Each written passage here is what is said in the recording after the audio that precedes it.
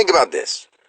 When you were young, or maybe even recently, or maybe even soon, you may have this happen, but you've had a cold, okay? And that cold comes from some kind of virus, some kind of germ, some kind of bacteria. Well, at a young age, your body's still growing, so it's getting all kinds of new things, and it's letting new things in. It's got its telomeres, and all its stuff is working so well, blah, blah, blah. I'm not even going to get into body parts and the cells. I just want you to conceptualize this idea.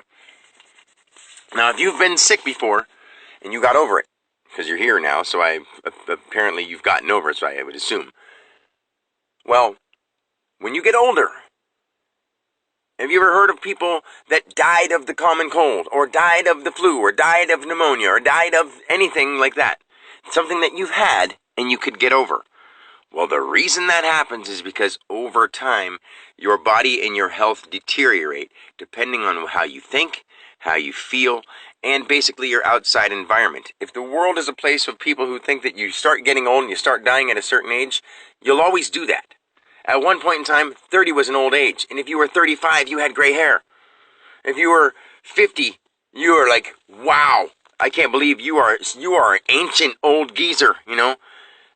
That's not even, that wasn't that long ago. That was maybe 200-300 years ago. Even less than that. Like 50 was an old age. Well, now 100 isn't that hard. There's people living up to 100 all the time. And most of those people did it because they ate right and they took care of themselves and they thought about loving thoughts. They didn't spend their time dwelling on negative stuff. You're not going to live to be that old if you're hateful and full of worry. You have to understand that.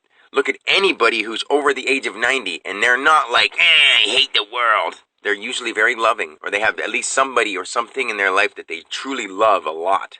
And it keeps them going. It gives them reason. And they believe that they have more reason to keep going. That's why they do.